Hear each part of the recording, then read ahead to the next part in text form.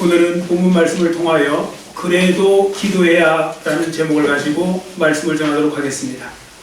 주전 587년에 남유다가 바벨론 제국에 의해서 멸망을 당했죠. 그때 거룩한 성 예루살렘은 폐허가 되고 많은 사람들이 죽고 또 많은 사람들이 포로로 잡혀가야 했습니다. 그 후에 예루살렘은 약 70년 동안 황폐한 땅으로 방치가 되어 있었습니다. 생각해 보세요. 어떤 지역이 불모지가 되어서 70년간 방치가 되어 있다면 얼마나 거기가 정말 비극의 장소가 되겠습니까? 도무지 소망이란 찾아볼 수 없는 절망의 상태가 되겠죠. 근데 놀랍게도요, 오늘 말씀해 보시면 하나님께서 그 망한 유다 백성들에게 회복을 약속하고 있다는 겁니다. 회복. 그리고 회복의 내용을 보니까요, 첫 번째는 유다 백성들의 죄악을 용서해 주겠다는 겁니다. 여러분, 하나님을 믿는 사람들에게 있어서는 죄 용서 받는 게 굉장히 중요합니다. 어떤 문제가 생기고 어려움이 오잖아요. 그 어려움이 올 때 제일 먼저 하나님께서는 용서하실 때 그 이제 죄 용서 이 부분을 먼저 다루시거든요. 그래서 용서함을 받는 것이 중요한 것입니다. 자, 33절 말씀 읽겠습니다. 33절 같이 읽습니다. 주 여호와께서 이같이 말씀하셨느니라. 내가 너희를 모든 죄악에서 정결하게 하는 날에 성읍들에 사람이 거주하게 하며 황폐한 것이 건축되게 할 것인즉. 아멘. 여기 보시면 너희의 모든 죄를 정결하게 하시겠다. 즉 죄를 용서해 주겠다는 것입니다. 자, 그리고 또 한 가지 약속하신 내용이 있는데 무엇인가 하면 이제 죄를 용서해 주셨으니까 황폐한 그 예루살렘 성, 또 황폐한 유다 땅을 다시 회복시켜주는 은혜를 주시겠다는 겁니다. 그래서 그곳에 다시 사람들이 많이 모이는데 어떤 사람들이 많이 모이냐? 하나님을 잘 믿는 사람들이 많이 모여서 서로 하나님을 예배하는 어떤 일로 가득 채우는 그런 은혜를 주시겠다는 겁니다. 자, 37절, 38절이 그 말씀이고요. 그리고 36절 끝부분에 보시면 이렇게 말씀하고 있죠. 나 여호와가 말하였으니 이루리라. 이렇게 말씀하고 있습니다. 여러분, 우리가 이 부분에서 하나 아셔야 될 것은 하나님과 우리의 차이점입니다. 여러분, 우리는 어떻습니까? 때로 말해놓고 그 말한 대로 이루지 못할 때가 있죠. 약속을 했는데 약속을 이루지 못할 때가 있습니다. 왜 그런가 하면 일부러 마음이 변해서 약속을 못 이루는 경우도 있지만 어떤 경우는 내가 상황이 바뀌어서 약속을 지키지 못할 수도 있습니다.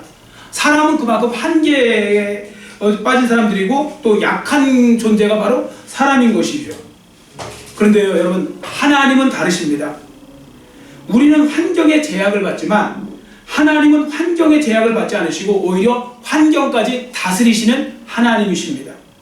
그래서 하나님께서는 말씀하시면요, 그 말씀은 곧 이루어진 거나 마찬가지입니다. 단지 그 말씀이 이루어지는 데까지 시간적 차이만 있는 거죠. 시간적 차이. 자, 본문 36절에 보세요. 나 여호와가 말하였으니 이루리라. 이 말씀은 이제 시간적 차이만 있는 거지 무조건 되는 겁니다. 그러니까 하나님이 말씀하신 건 안 되는 법은 없어요. 사람이 하는 건 안 되는 법이 있어도 하나님이 말씀하신 건 무조건 되는 겁니다. 자, 그런데 인간에게 있어서 이 말이 통하지 않는다고 했는데 오래전 어떤 한 사람은요, 하나님 말투를 흉내내서 그대로 하기를 좋아했던 사람이 있었습니다. 그 사람이 누군가 하면 나폴레옹 황제예요. 나폴레옹. 이 나폴레옹에 대해서 동시대의 위대한 작가였던 레미제라블의 저자 그 빅토르 위고 있죠. 빅토르 위고가 이렇게 말했습니다. 나폴레옹에 대해 쓴 거예요. 그 격전이 있던 날 아침 작달만한 키의 전제군주 나폴레옹은 싸움이 벌어질 벌판을 바라보면서 그의 사령관에게 이렇게 말했습니다.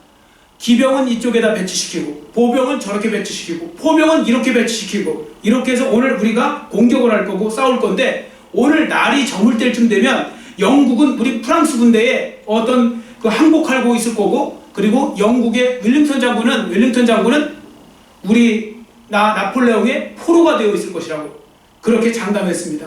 그래서 이 말을 듣고 있었던 그 프랑스의 네이 장군이라는 네이 사령관이 조심스럽게 말했다고 합니다.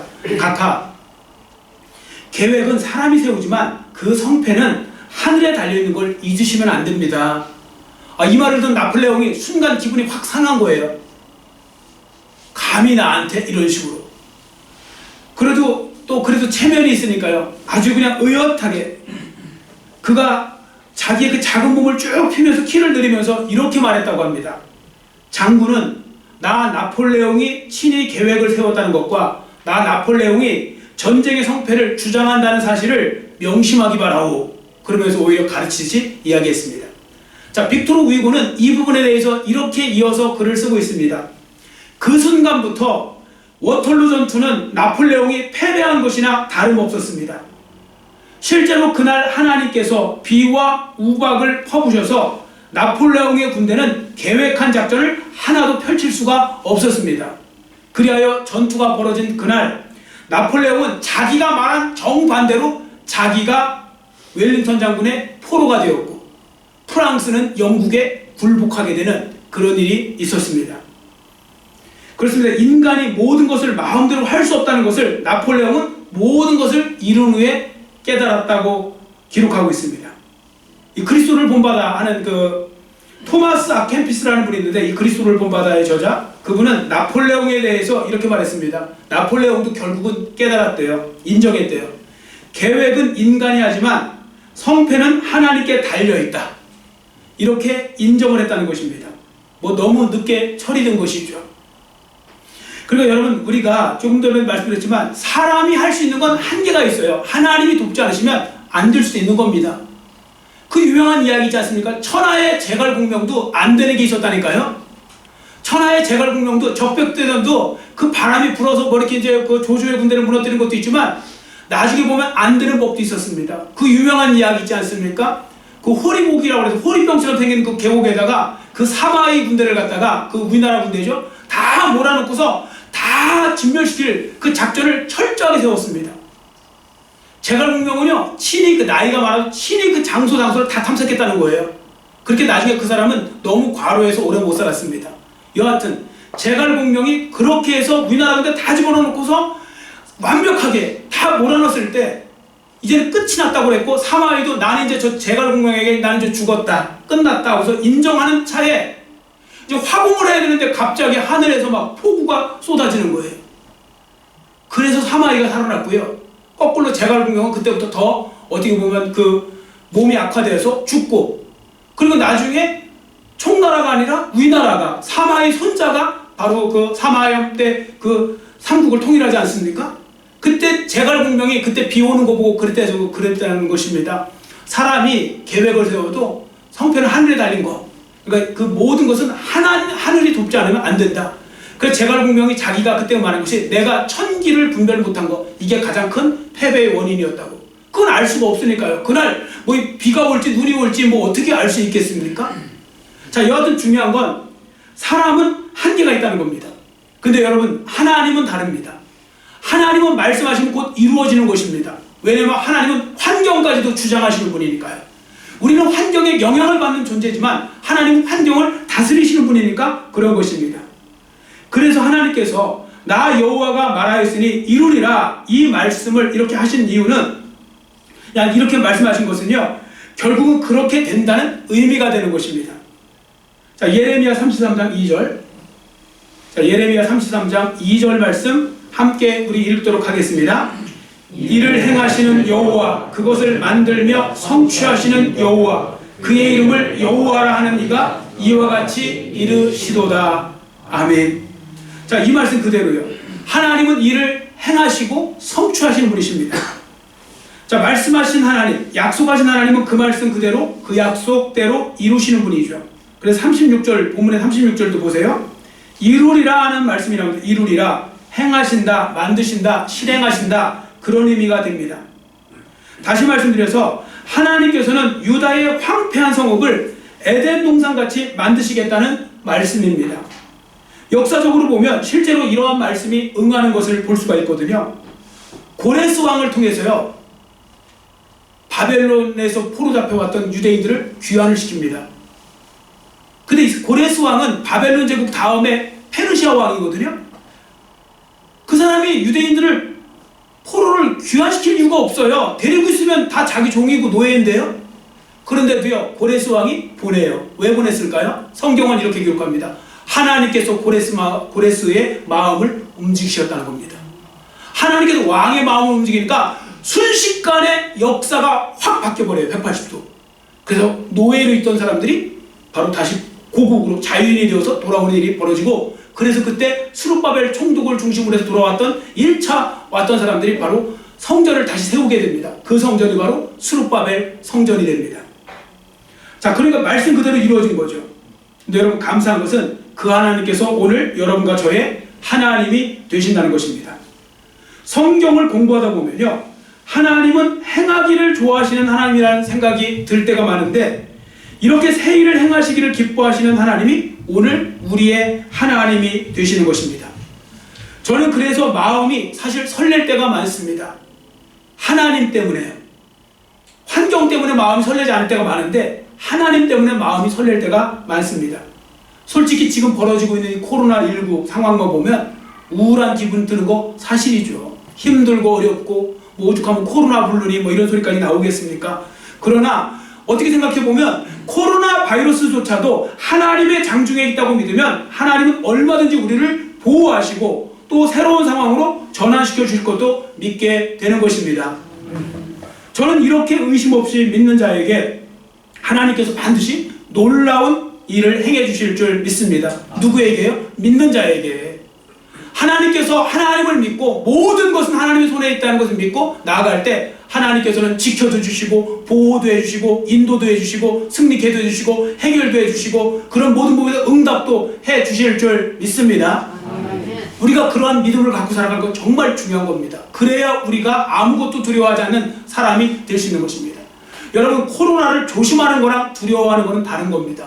우리가 두려워해야 될 것은 성경에 하나님밖에 없습니다. 하나님만 두려워하고 하나님을 붙들고 나가면 하나님께서 그 모든 부분에서 하나님의 은혜를 주실 줄 믿습니다. 자, 이제 오늘 말씀에 가장 핵심이 되는 단어를 하나 보겠습니다. 37절을 보세요. 37절을 보시면 주 여호와께서 이같이 말씀하셨느니라 그래도 이스라엘 족속이 하면서 뒤에 구하여야 할지라 이런 말씀이 있죠. 자, 무슨 말씀인가 하면 하나님께서 지금 회복을 약속하셨잖아요. 이스라엘의 회복을 약속하셨는데도 불구하고 이스라엘 족속은 그냥 가만히 있으면 되느냐? 그것이 아니라 그래도 하나님 앞에 그 회복이 다 일어날 때까지 기도하라고 간구하라고 말씀하고 있는 것입니다. 자, 37절에 구하여야 할지라 이 말은 기도하라 이 말씀이죠. 자, 히브리어로 다라쉬라고 하는데요. 다라쉬. 그 뜻 중에 하나가 뭐냐면 자주 간다는 뜻이 있습니다. 자주 간다. 그러니까 이 말씀은 한 번 기도하고 말라는 말씀이 아니라 하나님 앞에 자주 나가서 열심히 끈질기게 기도하라는 것입니다. 언제까지 기도하면 될까요? 하나님이 약속하신 것이 내게 이루어질 때까지 기도하면 되는 것입니다. 그때까지 우리가 기도하면 되는 것입니다. 하나님이 약속한 것이 내게 이루어질 때까지. 그래서 여러분, 끈질긴 기도는요 정말 하나님이 기뻐하시는 기도가 됩니다. 그 아도니람 저드슨이라는 그 유명한 선교사가 있거든요. 그분이 했던 그 유명한 말이 뭐냐면요, 하나님은 끈질긴 자의 기도를 결코 거절하지 않으신대요. 끈질긴 기도. 어떤 자꾸 움직이고 감정에 따라 하는 기도 생활이 아니라 끈질기게 인내함을 갖고 하는 기도를 하나님은 기뻐하신다는 것입니다. 그래서 그래도 하나님께 기도하는 자가 되라고 이렇게 성경은 가르쳐주고 있는 것이죠. 기독교 역사에 보시면요, 기도하는 어머니를 말할 때 여러 사람이 나옵니다. 뭐 어거스틴의 어머니 모나카부터 시작해서 나오는데 수잔나라고 해요. 수잔나가 누구인가 하면 감리교 창시자 존 웨슬리의 어머니입니다. 수잔나는요 자녀가 몇 명이냐면요 19명이에요. 19명. 19명을 여러분 키운다고 생각해 보십시오. 그런데도요 수잔나는 무슨 일이 있어도 하루에 1시간 이상은 꼭 기도를 했대요. 19명을 키우면서. 요즘에는 애 하나 둘 키우면서도 바쁘다 뭐 이거 애한테 치인다 그러면서 그 기도 생활을 못하는데요, 수잔나는 19명을 키우면서도 1시간 이상 기도했다는 것입니다. 그럼 어떻게 기도했느냐? 자기 공간이 없을 거 아닙니까? 집이 뭐 그렇다고 큰 집도 아닌데 거기 19명이 산다고 생각해 보십시오. 바글바글 할 텐데 어떻게 기도했느냐면 심지어 안 되면요 앞치마를 갖다가 뒤집어 쓰고 기도했대요. 그 자리에서 애들이 떠들던 굴던 뭐하던 그 시간은 하나님이 지켜줄 거 믿고 앞치마를 자기 뒤집어 쓰고서 그 자리에서 엎드려서 기도한 사람이 수잔나입니다. 바로 그 자녀, 그 스라에서 살았던 자녀들 중에 존 웨슬리도 나오고 또 찬송가를 몇천 편 작사했던 찰스 웨슬리도 나오고 세계적인 목회자, 세계적인 어떤 인물들이 막 거기서 나오기 시작했죠. 그래서 우리도 배워야 될 것은요, 수잔나처럼 그래도 어떤 일이 있어도 어떤 상황에도 기도하는 사람이 되어야 된다, 그 말씀인 것입니다. 자, 그런데 안타까운 것은 하나님께서 줄기차게 이렇게 말씀을 하셔도 그래도 기도하지 않는 사람들이 많다는 것이죠. 물론 그들이 기도하지 않는 이유는 다양합니다. 나름대로 이유가 있기도 합니다.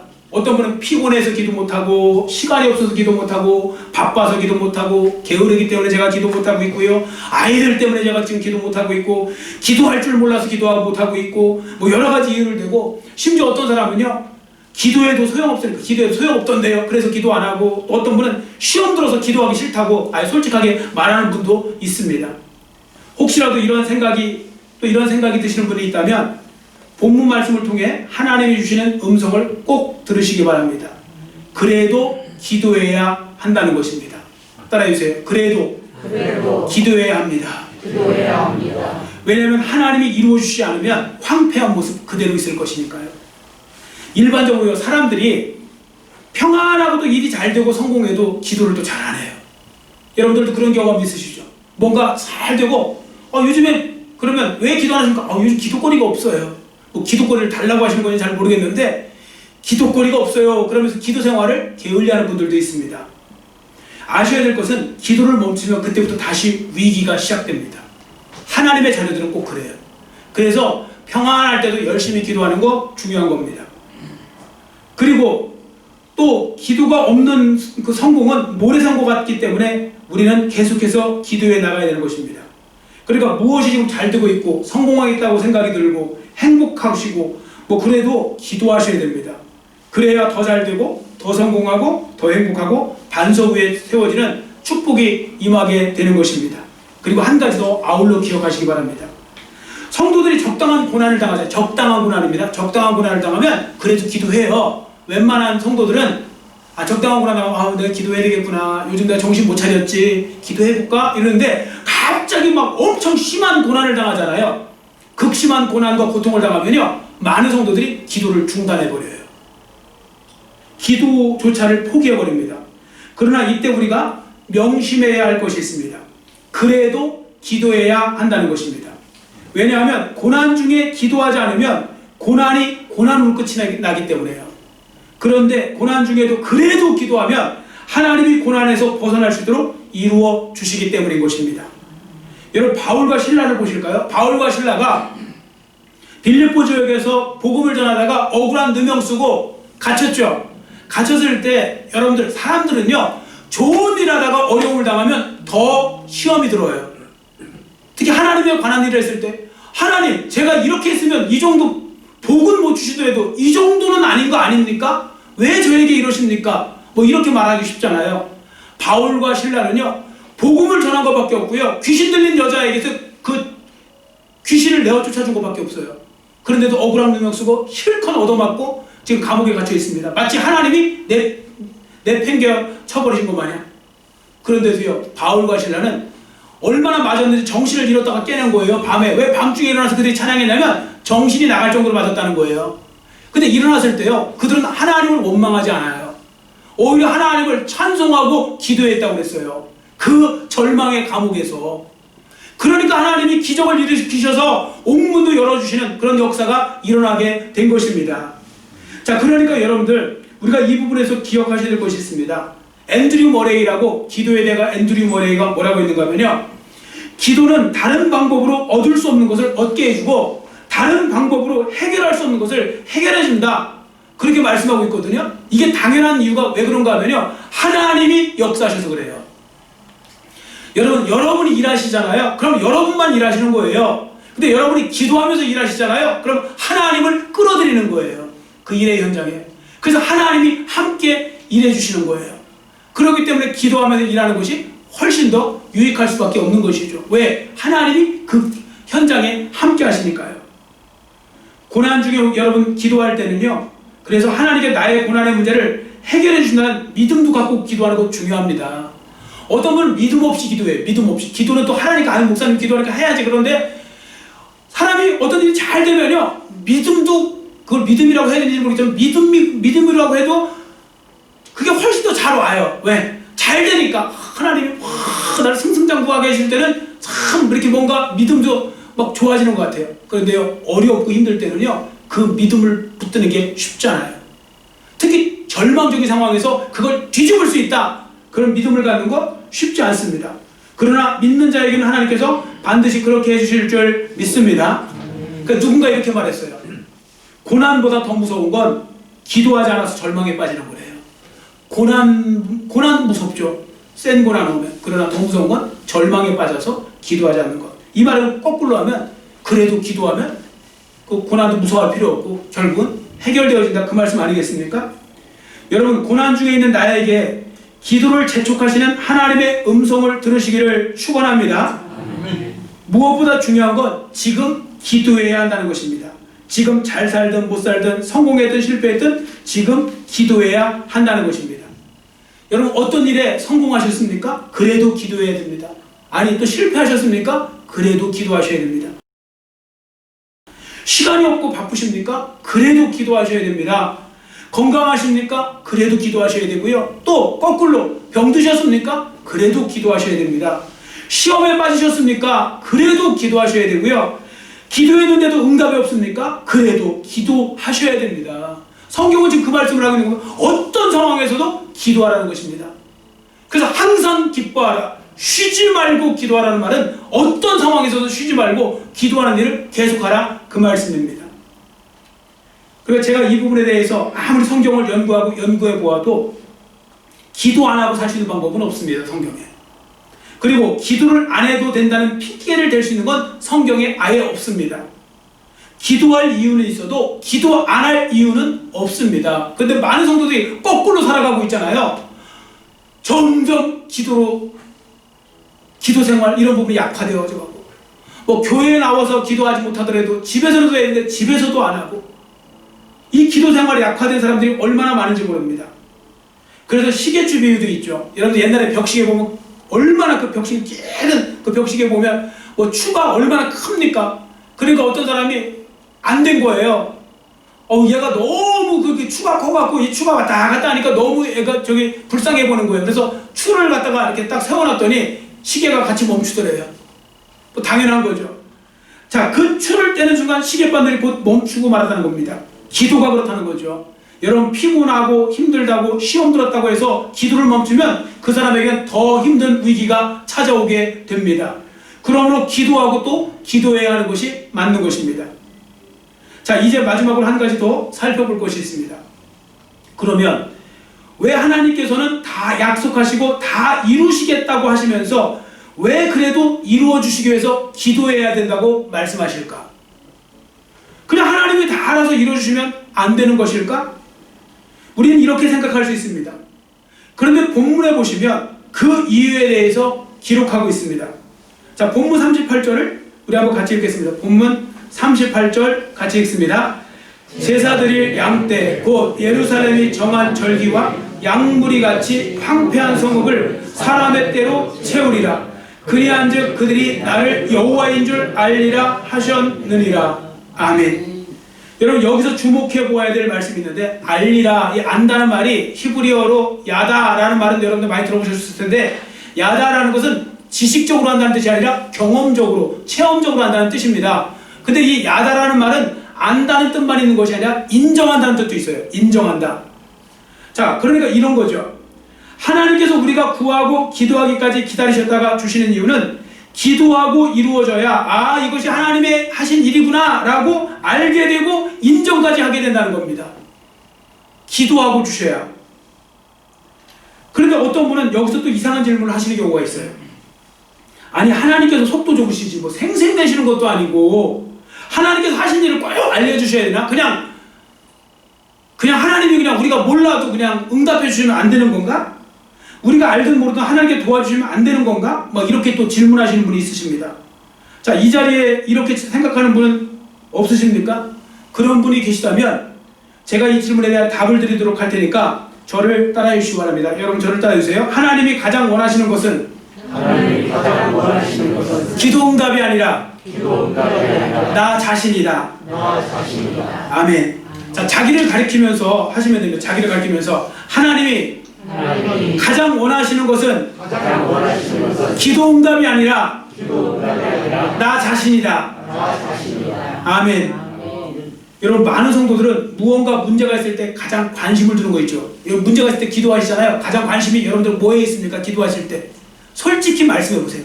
여러분들 기도하실 때 가장 관심 있는 거 어떤 목적을 갖고 기도했어요? 뭐에 가장 관심이 있습니까? 기도 응답 됐느냐 안 됐느냐에 관심이 있잖아요. 기도 응답 됐으면 기쁜 거고 안 되면 실망하고 막 낙심하고 막 이러잖아요. 근데 여러분, 그건 여러분 생각이고요.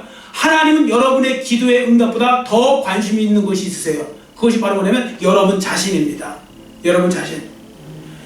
그러니까 하나님은요, 여러분께서 하나님을 알고 하나님을 사랑하여 함께 교제하며 살기를 원하십니다. 그걸 자꾸 성도들이 잊어버리는 것 같아요. 우리는 필요할 때만 찾아가잖아요. 제가 종종 그런 비유 들잖아요. 부모와 자녀 비유 들 때 자녀들 중에서요, 부모들을 필요할 때만 찾는 분이 있어요. 필요할 때만. 아쉬울 때만. 그래도 아쉬울 때 찾는 사람들은 그래도 뭐 어쨌든 괜찮은 사람들이겠죠. 근데 부모들은 반대일 확률이 높아요. 뭐 아쉬워서 오는 건 뭐 그거 어쩔 수 없죠. 뭐 도와주려면 도와줄 수 있죠. 그런데 부모들은 그냥 그 자녀 자체를 만나는 걸 좋아하는데, 자녀들 중에는 부모 자체를 만나는 걸 좋아하는 것이 아니라 부모에게 뭘 얻어낼까, 뭐가 아쉬워서 필요할 때만 만나는 자녀들도 있다니까요. 근데 우리가 하나님과 그런 관계예요. 우리는 뭔가 필요할 때만 기도하려고 그래요. 하나님 앞에 아쉬울 때만, 어려울 때, 뭐 이런 때 기도해요. 근데 하나님은 그것이 아니라 항상 여러분과 교제하고 싶어 하신다는 거죠.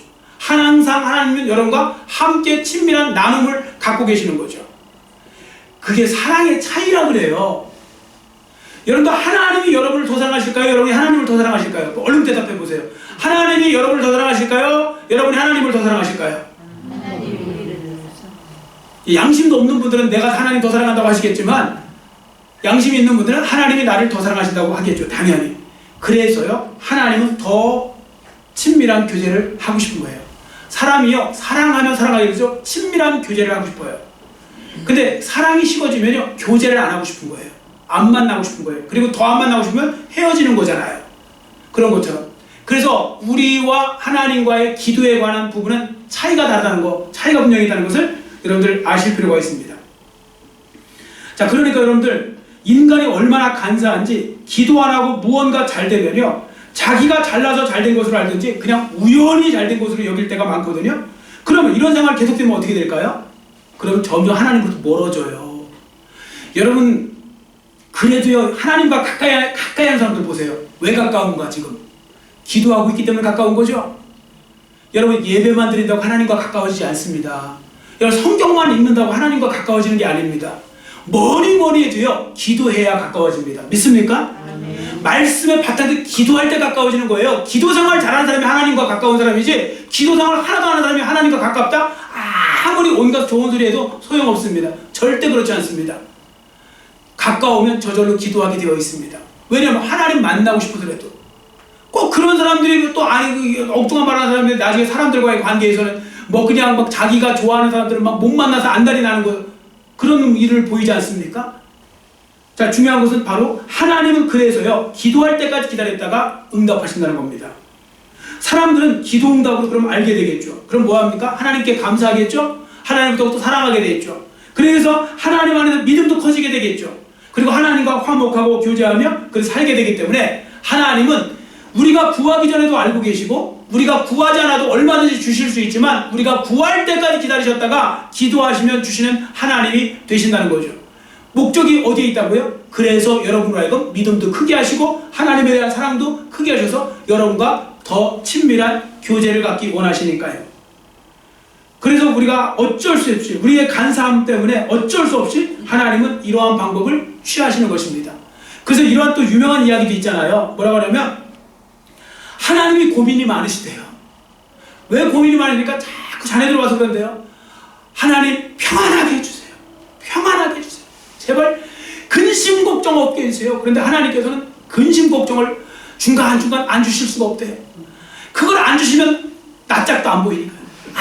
아무것도 안 보이니까요. 안 찾아오니까 하나님이 고민이 많으신 거예요. 이걸 주면, 해결해주면 나타나지가 않고, 또 또 주면 고통스러운 거 봐야 되니까 하나님도 마음 아프시고. 그러니까 여러분들 기도 제목 달라고 하지 마시고 그냥 알아서 하나님과 친밀한 교제를 하시기를 축원합니다. 그러면 평안한 길이 얼마든지 열릴 수도 있겠죠. 그것만 된다면. 그게 정말 하나님이 원하시는 것이라면요. 그래서 어쨌든 중요한 것은 그래도 기도해야 된다는 것입니다. 그래서 발튼버처라는 분인데 발튼버처가 이런 말을 했습니다. 고통과 슬픔으로 엎드려 있느냐? 기도할 것밖에 없고, 핍박을 받고 욕을 먹고 미움을 받느냐? 기도할 것밖에 없으며, 죽음이 너희 집안에 찾아왔느냐? 기도할 것밖에 없고. 이런 식으로 나가는 시가 있어요. 발튼버처에. 그래도 기도할 수밖에 없다는 겁니다. 여러분, 그래도 구하는 분들이 되시기를 축원합니다. 자, 이제 구호를 하듯이 저를 따라해 주시면 됩니다. 하나님, 성공하게 해주셔서 감사합니다. 그래도 계속 기도하겠습니다. 하나님, 지금 실패했습니다. 그러나 그래도 기도하겠습니다. 하나님, 지금 시간이 없고 너무나 바쁩니다. 그래도 기도하겠습니다. 하나님, 건강 주셔서 감사합니다. 그래도 계속 기도하겠습니다. 하나님, 시험이 들었는지 기도하기 싫습니다. 그래도 기도하겠습니다. 그렇게 하셔야 됩니다. 시험이 들었던, 뭐가 들었던, 어쨌든 중요한 건 기도의 자리에 있으면, 여러분 제가 장담하겠습니다. 왜? 저는 하나님 말씀을 믿는 사람이니까요. 믿는 목회자니까. 여러분 다른 건 몰라도 기도만큼 놓지 말고 기도에 우선순위 두고 계속 기도 생활하는 사람은 하나님께서 반드시 붙들어주시고 지켜주시고 승리케 해주실 줄 믿습니다. 인간적인 방법으로, 인간적인 생각으로 자꾸 판단하지 마시고 하나님 말씀으로 판단하는 자가 되시는 것이 중요한 것입니다. 그래서 찰스 스펄전 목사님은 이렇게 말했습니다. 10년을 염려하는 것보다 차라리 10분간 기도하는 편이 훨씬 낫다고 그렇게 말씀하셨습니다. 여러분, 오늘 주신 말씀을 다시 한번 기억하시고요. 여러분, 지금 올해 정말 너무 힘들지 않습니까? 힘들고 어렵지만 그래도 우리가 이길 수 있는 거 있습니다. 그건 바로 뭐냐면 기도하는 겁니다. 기도하는 거. 기도가 있기 때문에 우리는 이길 수 있는 것입니다. 하나님 반드시 이기게 해주실 줄 믿습니다. 그러니까 여러분들 기도 생활 열심히 하시고, 그리고 진정한 회복은 바로 여러분들이 기도 생활부터 회복하는 데 있다는 것을 기억하시고, 교회에 못 나오시면 가정에서라도 어디서든지 기도 생활을, 기도 시간 정해놓고 그 기도에 여러분들 힘을 기울이시면 반드시 회복의 은혜를 주시고, 여러분과 저의 기도를 통하여 우리 교회뿐만 아니라 한국교회, 이 나라와 민족, 온 세상이 회복되어지는 그런 은혜를 누리게 될 줄 믿습니다. 기도하겠습니다. 사랑의 하나님 아버지, 감사합니다. 오늘은 말씀을 통하여 아무리 환경이, 상황이 어떻게 변하든, 좋게 변하든 나쁘게 변하든 어떤 상황 속에서도 그래도 기도하라는 하나님의 말씀을 들었습니다. 이 말씀을 잘 다시 한번 마음속에 새기게 하시고, 나의 기도 생활이 지금 점점 흐트러지고 있는 것은 아닌지, 점점 기도 시간을 포기하고 있는 것은 아닌지, 점점 하나님이 주신 이 특권, 기도의 특권을 놓치고 있는 것은 아닌지 돌아보게 해주시고, 우리가 세상의 어떤 그 잘됨과 세상의 풍요와 어떤 이런 욕심 때문에 정말 영적인 부분을 놓치는 어리석은 사람 되지 않게 해주시고, 우리가 항상 우리의 삶 속에서 기도의 우선순위를 갖고 열심히 무슨 일이 있어도 그래도 기도할 수 있는 하나님의 자녀들 삶이 될 수 있도록 은혜 베풀어 주시옵소서. 감사드리오며 예수님의 이름으로 간절히 축복하오며 기도드려 싸움나이다. 아멘.